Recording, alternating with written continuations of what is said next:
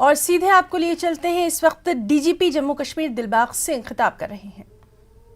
को ये जान के खुशी हो गई कि पिछली बार हम लोग जैनपुरा शोपियां में गए थे। वो इलाका है जो मिल्टन सी में सबसे बुरी तरह मुतासर रहा, अफेक्टेड रहा। और जब लोगों से इंटरेक्शन हुई तो लोगों ने अपनी बाकी बातों के साथ साथ एक चीज की डिमांड और की, और वो डिमांड थी कि पुलिस पब्लिक स्कूल हमें एक जहां पर होना चाहिए।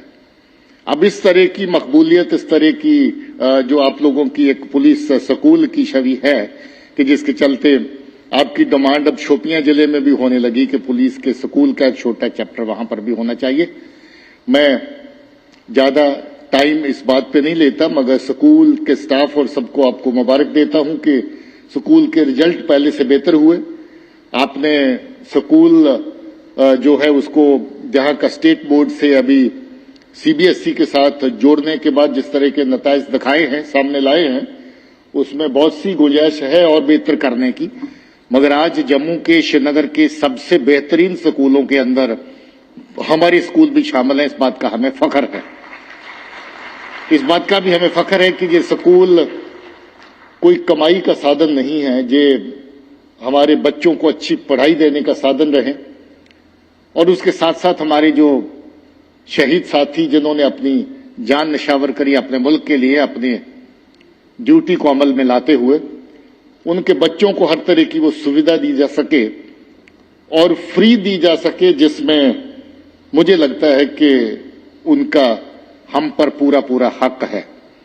अब उन बच्चों को पढ़ाई देने तक सीमित न रख करके उनको नौकरी और उनको रोजगार के जरिए भी फ्राहम हों, उसके लिए भी कोशिश जारी है। मैं एडमिनिस्ट्रेटिव ऑफिसर, इनकी टीम, इंडस टावर और स्कूल के स्टाफ सबको शुक्रिया कहता हूं कि ये जो सिलसिला इन्होंने इंडस टावर के साथ मिलकर किया है, इसमें जो बच्चे डिजिटल एजुकेशन हासिल करेंगे, मुझे लगता है कि लगभग 100% उन लोगों को आगे रोजगार देने का साधन भी बन जाएगा। और भी इस तरह की स्कीमें हम आने वाले टाइम में सोच रहे हैं कि उनको अब बच्चों को कॉम्पिटिटिव एग्जाम्स में आगे बढ़ाएं। बच्चों में बहुत अच्छी काबिलियत है, बहुत अच्छा हुनर है, इंटेलिजेंट बच्चे हैं, और मुझे लगता है कि इनको और ज्यादा सपोर्ट देने की जरूरत रहेगी। पुलिस हेडक्वार्टर के वेलफेयर सेक्शन को भी मैं शुक्रिया कहना चाहता हूं कि वो पुलिस के जितने भी स्कूलों के सिलसिले हैं उनको बड़ी संजीदगी से न सिर्फ लेते हैं बल्कि स्कूलों की हर तरीके से मदद करते हैं। और जहां के जो नोडल अफसर हमारे कमांडेंट साहब हैं जो डे टू डे स्कूल में हमारी मदद करते हैं, उनको भी बहुत बहुत शुक्रिया। मैं फिर से ऑनरेबल लेफ्टिनेंट गवर्नर साहब को वेलकम भी कहता हूं, शुक्रिया भी कहता हूं कि वो आज यहां पर तशरीफ लाए। मुझे लगता है बड़े लंबे अरसे के बाद इस तरह का जो विजिट होगा जहां पर ऑनरेबल एलजी साहब खुद मौजूद हैं और खुद बच्चों की हौसला अफजाई के लिए जहां पर आए हैं, मुझे लगता है इस सिलसिले का फायदा हम लेते हुए और भी जगह पर इनको मदऊ करेंगे और कोशिश करेंगे कि इनके भी जो जहीन ख्यालात होते हैं, इनके जो अपने आइडियाज होते हैं बच्चों की बेहतरी के लिए, पुलिस की बेहतरी के लिए, उनका हम फायदा उठा सकें। बहुत बहुत शुक्रिया। जय हिंद, जय हिंद।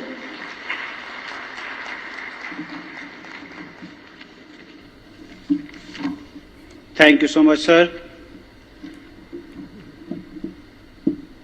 अब हम प्रोग्राम के इख्तिताम के करीब हैं। द ऑनरेबल चीफ गेस्ट आज की तकरीब के ऑनरेबल मनोज सिन्हा साहब, लेफ्टिनेंट गवर्नर J&K, जो कि 3 टाइम MP, एक मजे हुए सियासतदान, काबुल एडमिनिस्ट्रेटर।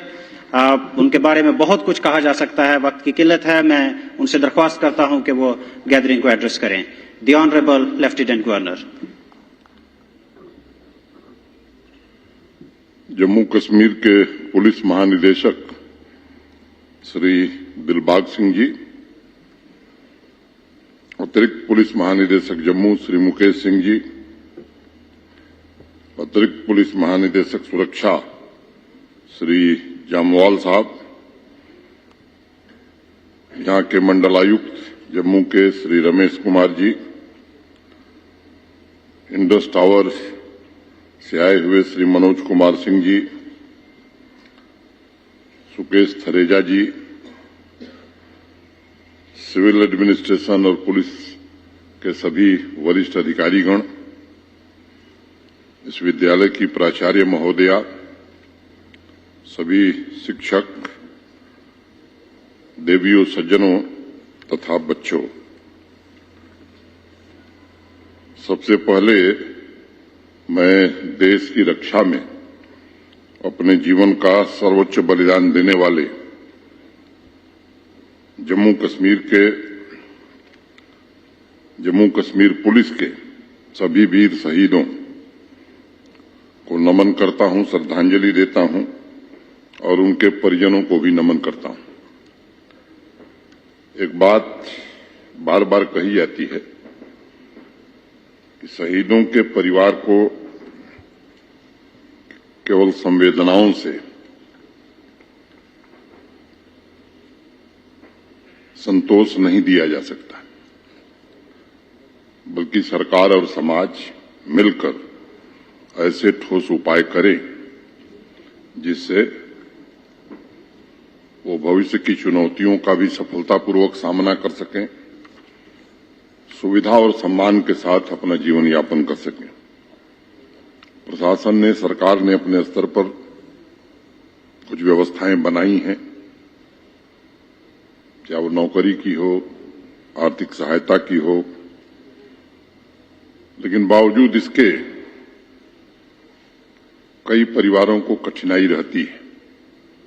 हर काम सरकार करे,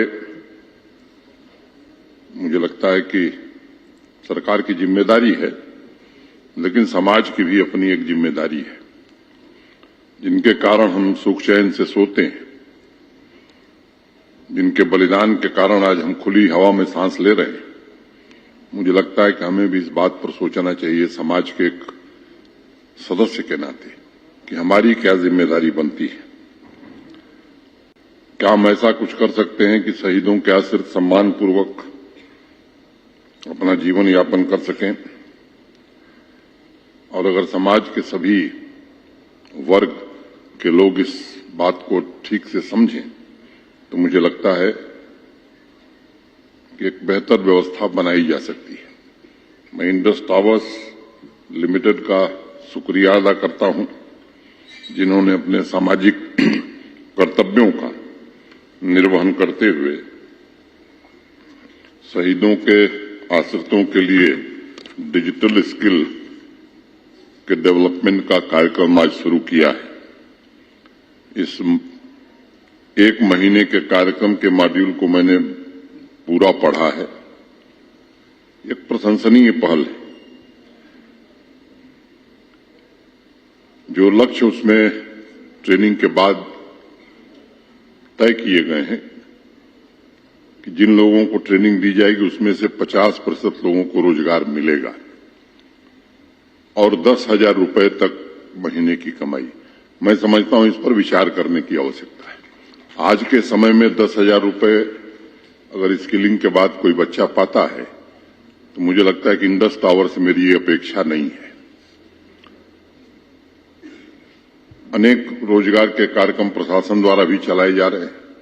अब मिनिमम वेजेज भी जो आज की तारीख में है वो 10,000 से ज्यादा हो गया है। स्किलिंग के बाद भी अगर मिनिमम वेज ही पा रहा है नौजवान, तो मुझे लगता है इस पर एक बार पुनर्विचार करने की आवश्यकता है।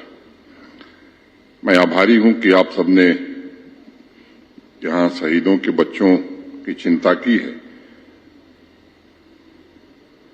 मैंने अनुभव ऐसा किया है कई कार्यक्रम में, खासतौर से स्किल डेवलपमेंट के, कि ट्रेनिंग के पश्चात कठिनाई और खड़ी हो जाती है। परिवार का ताना, समाज का ताना कि आपने ट्रेनिंग किया फिर भी घर बैठे हुए हो। ये स्थिति न पैदा हो, ये आपकी भी जिम्मेदारी, हम सबकी जिम्मेदारी, सामूहिक जिम्मेदारी है। और ट्रेनिंग के बाद भी इस ऑफिस से उस ऑफिस अगर दौड़ना पड़े तो मुझे लगता है कि फिर योजना का महत्व कम हो जाता है। तो एक तो मेरा आग्रह होगा कि यहां भी इंडस्ट्री कई प्रकार की आ रही है, उसमें किस तरह के वर्कफोर्स की जरूरत है, खासतौर से डिजिटल लिटरेसी के बाद, उसका अध्ययन करके हम कोर्स करें, चलावें। दूसरा, यहां के आसपास के राज्यों में जिस तरह की वर्कफोर्स की आवश्यकता है उस तरह की ट्रेनिंग दें। क्योंकि ये सामान्य विद्यार्थी नहीं है जिनको हम स्किल ट्रेनिंग देने जा रहे हैं। ये ऐसे लोग हैं, अगर 100% लोगों को रोजगार मिला, अच्छा रोजगार मिला, तो मुझे लगता है कि इंडस टावर का भी और हम सब का, मुझे लगता है कि वो हम सब के लिए गर्व का विषय होगा। तो ये मेरा एक आग्रह होगा।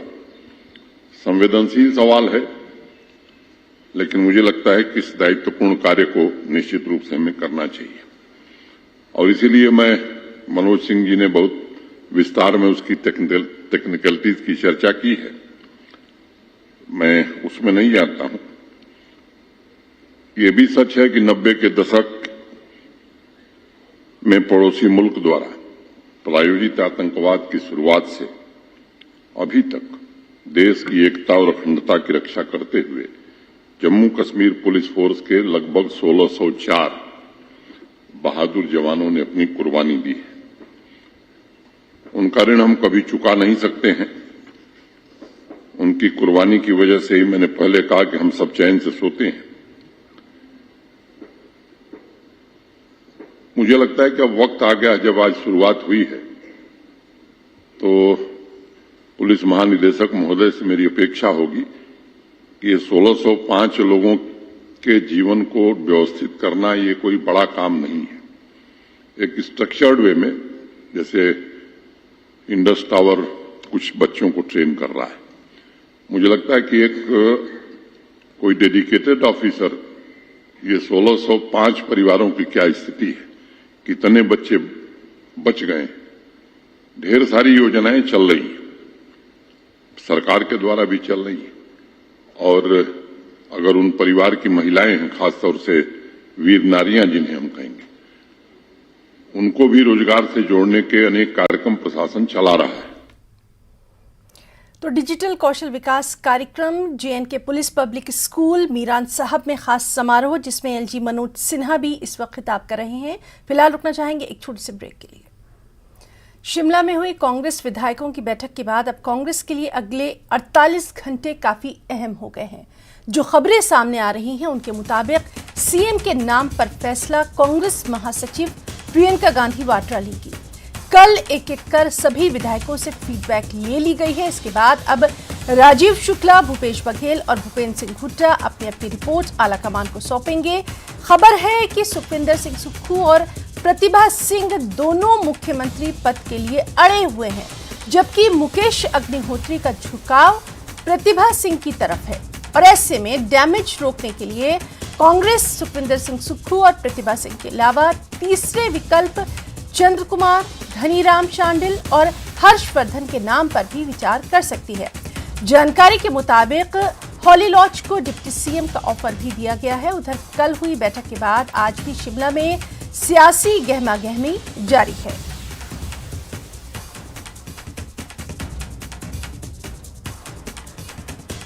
और सूत्रों के हवाले से बड़ी खबर यह है कि 12 से अधिक विधायकों ने सुखविंदर सिंह सुक्खू का नाम लिया है। बेहद अहम यह खबर कि 12 से अधिक विधायकों ने सुखविंदर सिंह सुक्खू का नाम लिया है। शिमला में हुई बैठक में यह नाम लिया गया है। कुछ विधायकों ने मुकेश अग्निहोत्री का नाम लिया है और करीब 10 विधायकों ने प्रतिभा सिंह का नाम लिया है। बाकी विधायकों ने आलाकमान पर फैसला छोड़ दिया है। ऑब्जर्वर को हाईकमान ने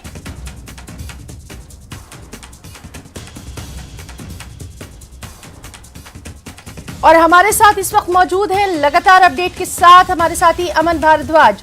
अमन, इस वक्त की तफसीलात चाहेंगे, क्या कुछ खबरें निकलकर सामने आ रही हैं, सूत्र क्या कुछ कहते हैं?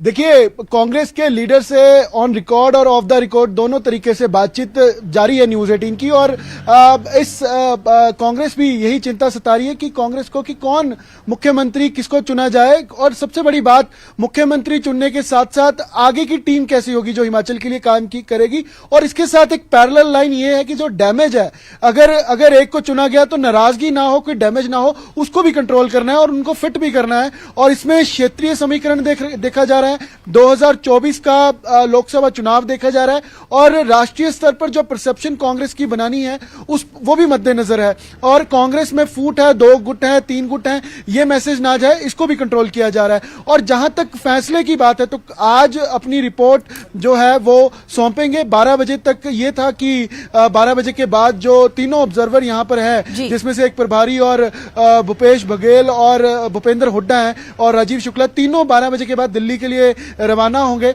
लेकिन आज भी गुप्त बैठकें होटल सिसिल में की गई, वहां पर अंदर खाते हंगामा भी हुआ, अपनी अपनी पेशकश, अपनी अपनी मांग जो विधायक हैं उन्होंने रखी है और इसमें रिपोर्ट आज बनाकर कि 1-on-1 क्या हुआ, सीएलपी की बैठक में क्या हुआ, ये रिपोर्ट जो है वो हाईकमान को दी जाएगी। और सबसे अहम जानकारी ये भी है कि प्रियंका गांधी का बहुत ज्यादा रोल है हिमाचल के मुख्यमंत्री चुनने में। प्रियंका गांधी को हर रिपोर्ट जो है वो साझा की जा रही है, क्या फीडबैक है वो भी साझा की जा रही है और राष्ट्रीय जो अध्यक्ष हैं अर्जुन खड़गे, उनके साथ भी इस मुतल्लक बातचीत जो है वो पहले भी की गई और आगे आज रिपोर्ट देने के बाद भी की जाएगी। लेकिन प्रियंका गांधी का अहम रोल इसमें है कि मुख्यमंत्री किसको चुनना है। और वहीं दूसरे खाते लॉबिंग जो है वो जारी है। 12 से 15 विधायक हैं जो सुक्खू के साथ हैं और साथ ही प्रतिभा सिंह के साथ यही नहीं कि 10 विधायक है, 10 विधायकों ने तो नाम लिया है, लेकिन कुछ विधायक ऐसे हैं जो न्यूट्रल है, नाम नहीं डायरेक्ट ले रहे, लेकिन प्रतिभा सिंह के साथ है और वो 20 की गिनती है। और अग्निहोत्री का अगर जिक्र है तो मुकेश अग्निहोत्री का झुकाव जो है वो होली लॉज के साथ है कि जहां प्रतिभा सिंह है तो सुक्खू को ना बनाया जाए, उससे बेहतर ऑप्शन है कि प्रतिभा सिंह को बनाया जाए। ये क्योंकि 5 से 7 विधायक जो हैं ऐसे भी हैं जो अग्निहोत्री के साथ खुले तौर पर साथ हैं। तो इन समीकरणों को देखा जा रहा है कि किसको चुना जाए और अगले 48 घंटे जो है वो कांग्रेस के लिए, हिमाचल के लिए बेहद महत्वपूर्ण है। अमन आपसे ये हम जरूर जानना चाहेंगे कि चूंकि लगातार आप ग्राउंड रिपोर्ट कर रहे हैं, तमाम तर लोगों से आपकी बातचीत हो रही है, बॉडी लैंग्वेज भी आपके सामने लगातार आ रहा है। बेहद अहम यहां पर यह है कि कांग्रेस के लिए ये राह उतनी आसान नजर नहीं आती जितनी दिखाई दे रही है।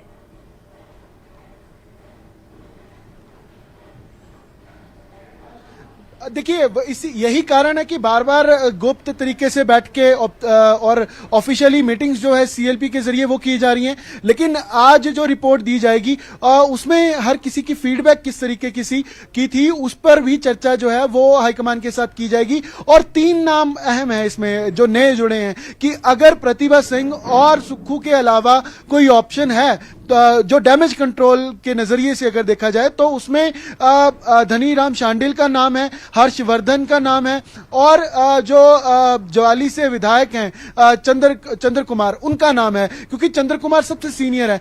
तो इनमें से यह है कि चंद्र कुमार एक वीरभद्र कैडर के भी माने जाते हैं। तो क्या उनको ये कमान दी जाएगी? क्या इन 3 नाम जिसमें धनीराम शांडिल, हर्षवर्धन और चंद्र कुमार है, तो क्या इन तीनों के नाम पर भी क्योंकि चर्चा की गई है कि क्या इन तीनों में से किसी को चुना जाए अगर प्रतिभा और सुक्खू को नहीं मुख्यमंत्री बनाना है। और डिप्टी सीएम के लिए हॉली लॉज का ऑफर भी है कि विक्रमादित्य अगर हॉली लॉज का रोल हिमाचल की सरकार में सत्ता में रखना है तो विक्रमादित्य को बतौर डिप्टी सीएम टीम में शामिल किया जाए। लेकिन इस पर भी उतनी सहमति जो है हॉली लॉज ने जाहिर नहीं की है। सिर्फ और सिर्फ दोनों धड़े अगर कहें तो सुक्खू भी और प्रतिभा सिंह भी मुख्यमंत्री पद के लिए अड़े हुए हैं और अपने अपने तरीके से अपने अपने रोल को, जो जिम्मेदारी उनके पास थी उनको बार बार याद करवाया जा रहा है। वीरभद्र सिंह की लेगेसी को याद करवाया जा रहा है। हालांकि अगर आप इसमें झात मारे कि विधानसभा चुनाव के जब थे उस समय किस तरह कितना रोल था, तो सुक्खू के पास कैंपेन कमेटी की जिम्मेदारी थी। लेकिन कैंपेनिंग हुई कहां आप ग्राउंड पर देखिए तो उतना कैंपेनिंग जो है वो नजर नहीं आई जितना दावा, जितनी जिम्मेदारी थी। और लेकिन ये है कि धड़ा जरूर मजबूत है सुक्खू का, बॉडी लैंग्वेज उनकी स्ट्रॉन्ग है, प्रियंका गांधी के खास हैं, यंग हैं और यंग होते हुए कमान आगे मिल सकती है। तो ये सब चीजें जो है वो हाईकमान के और पार्टी के नजर में है। लेकिन इन सब पर विचार किया जा रहा है और नाम के बार बार राउंड जो है आगे बिल्कुल अमन। और हिमाचल में क्या कुछ सियासी गहमा गहमी है उस पर भी लगातार हमारी नजर बनी हुई है। बहुत बहुत आपका शुक्रिया अदा करना चाहेंगे तमाम तर डिटेल्स के लिए। तो लगातार आपको बता रहे हैं हमारे साथी अमन भारद्वाज भी मौजूद हैं जो कि बता रहे हैं कि अगले 48 घंटे जो हैं वो कांग्रेस के लिए काफी अहम हो गए हैं। सीएम का नाम अब जो है वो तय करने के लिए कांग्रेस महासचिव प्रियंका गांधी वाड्रा का नाम लिया गया है, यानी वही तय करेंगी और उनका जो भी फैसला होगा वो सभी को मान्य होगा। एक अहम खबर जम्मू कश्मीर से आपको दे दें। आतंकवादी आशिक नेगरू के घर पर चला बुलडोजर। राजपुरा पुलवामा में है आशिक नेगरू का घर। नेगरू के खिलाफ प्रशासन की ये बड़ी कार्रवाई सामने आई है। तो इस वक्त की अहम खबर जम्मू कश्मीर से आपको दे रहे हैं, जहां आतंकवादी आशिक नेगरू के घर पर बुलडोजर चला है। राजपुरा पुलवामा में है आशिक नेगरू का घर और प्रशासन की यह बड़ी कार्रवाई यहां पर सामने आई है। तो जम्मू कश्मीर से यह बेहद अहम खबर, आतंकवादी आशिक नेगरू के घर पर बुलडोजर चला है। तस्वीरों में आप देख सकते हैं राजपुरा पुलवामा की ये तस्वीरें हैं, जहां आशिक नेगरू के घर पर प्रशासन की ये कड़ी कार्रवाई की गई है। तो जम्मू कश्मीर से बेहद अहम खबर,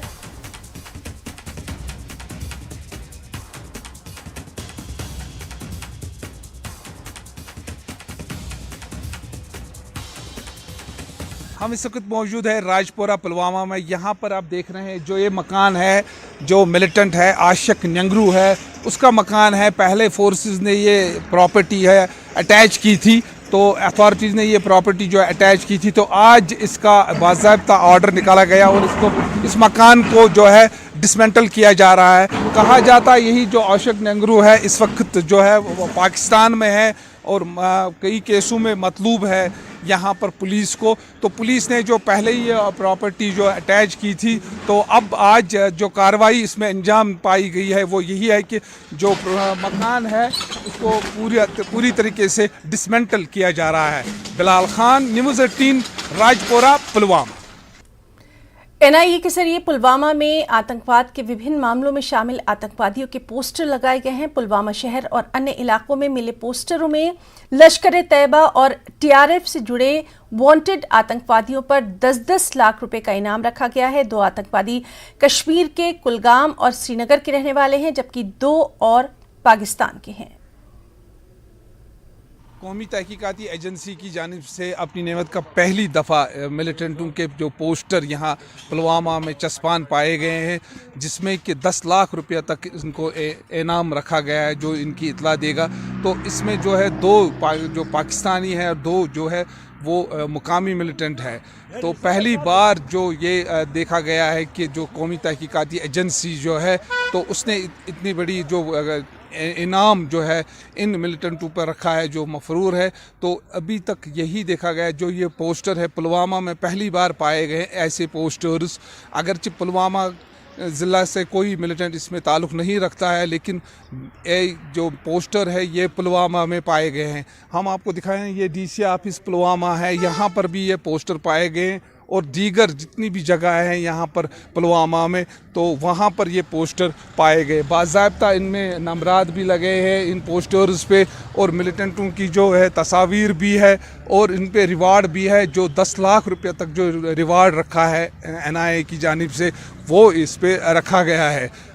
तो ये पहली बार देखने को मिला है कि अभी तक जो एनआईए की जो तहकीकाती एजेंसी है वो जो कार्रवाई कर रही थी, लेकिन पहली बार जो है ये इनामात और पोस्टर्स जो पाए गए हैं, जो मिलिटेंटों के जो पोस्टर है और जिन पे ऊपर इनाम भी रखा गया है, 10 लाख रुपया इनाम रखा गया है। बिलाल खान, न्यूज़ 18, पुलवामा। तो खबरों में फिलहाल इतना ही। नमस्कार।